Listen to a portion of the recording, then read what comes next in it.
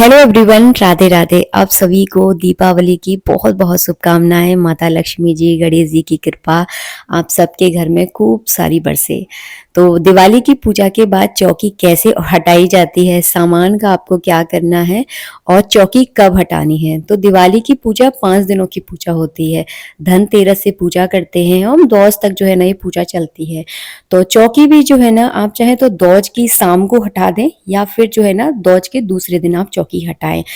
थोड़ा सा दिन को देख लें कि कौन सा दिन पड़ रहा है। अच्छा दिन होता है तो दूसरे दिन हटा देते हैं, नहीं तो दौज के दिन शाम को आप हटा दें। इन सारे सामान का क्या करना है, तो दिवाली के दिन जब हम पूजा करते हैं तो 1-2 घंटे बाद जैसे ही हमारी पूजा हो जाए, खूब हम अच्छे से एंजॉय कर लें, सब घर के खा पी लें खाना वगैरह, उसके बाद जो है ना, जो हमने माता लक्ष्मी की पोटली बनाई थी, पोटली का जो सामान रखा था वो सामान की जो है ना पोटली बनाते हैं। और पोटली जो है ना घर का मुखिया बनाता है, क्योंकि घर को चलाने वाला भी घर का मुखिया ही होता है। तो घर के मुखिया को जो है ना ये पोटली बनानी चाहिए और इस पोटली को बनाने के बाद इसे अपने घर की तिजोरी में रखना चाहिए।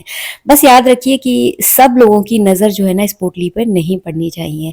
वो मैं इसीलिए बोल रही हूँ कि लक्ष्मी को जितना छुपा के रखोगे उतनी ही लक्ष्मी कहते हैं बढ़ती है, और किसी की निगाह जो है ना लक्ष्मी पर नहीं पड़नी चाहिए, वरना वो कहते हैं ना एक नजर जो है ना, एक टोक जो है ना लग जाती है। बस इस चीज का आपको ध्यान रखना है। तो लक्ष्मी पोटली बना लीजिए। उसके बाद पड़वा के दिन आपको शाम को लक्ष्मी जी की आरती करनी है, सुबह भी आरती करनी है, भोग लगाना है।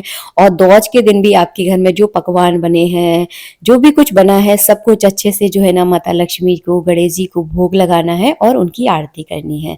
फिर दौज के शाम को आप चाहें तो चौकी हटा सकते हैं या फिर नेक्स्ट डे जो है ना चौकी हटा दें आप। तो क्या करना है, झाड़ू जो है ना आप अपने घर के यूज में ले लें, क्योंकि धनतेरस के दिन ये झाड़ू खरीदा गया था और दिवाली पर इसकी पूजा होती है। तो इसका जो है आप चाहे तो कलावा बना रहने दे, कोई दिक्कत नहीं। अगर आप हटाना चाहते हैं तो हटा सकते हैं, वो आपकी मर्जी है। और इस झाड़ू को जो है ना किसी को दिया नहीं जाता। इस झाड़ू को साल भर अपने घर में चलाना है आपको। अब कैसे चलाना है वो आप लोग देख लीजिएगा, लेकिन साल भर इस झाड़ू को अपने घर में जरूर रखना है।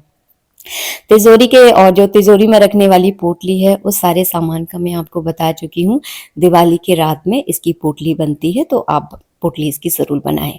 पोटली नहीं है तो लाल कपड़े में भी इसको बांध कर रख सकते हैं।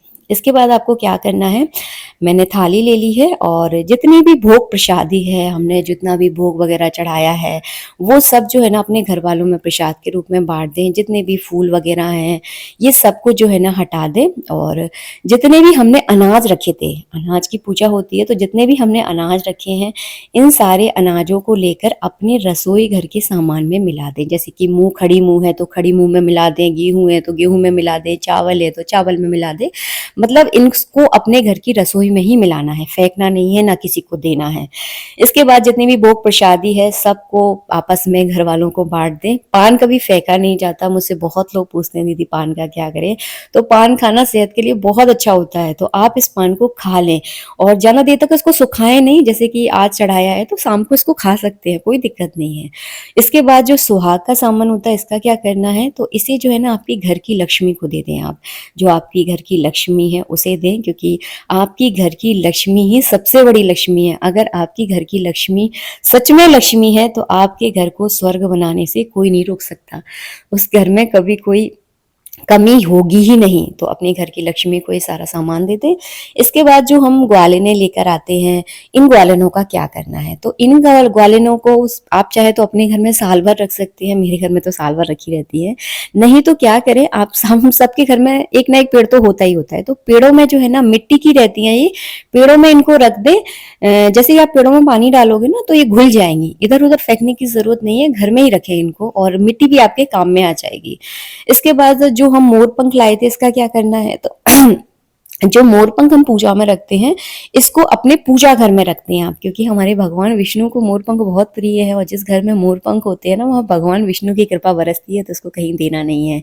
शंख घंटी जो हमने पूजा में रखी इसे पुनः उठाकर अपने मंदिर में रख ले। और इसके बाद हम कलश को हटाएंगे। कलश को हटाने से पहले हाथ जोड़कर माता लक्ष्मी की से आपको प्रार्थना करनी है कि वो आपकी कुटिया में सदा के लिए विराजमान रहे और अपनी कृपा दृष्टि जो है ना हम सब पर बना के रखे। लक्ष्मी जी, गणेश जी पर और दिवाली की पूजा पर जो है ना, जब भी आप पूजा करते हैं तो कलश पर विसर्जन के चावल नहीं छूटते हैं, क्योंकि ये हमारे घर की मुखिया हैं, तो इनको अपने घर में ही विराजमान किया जाता है।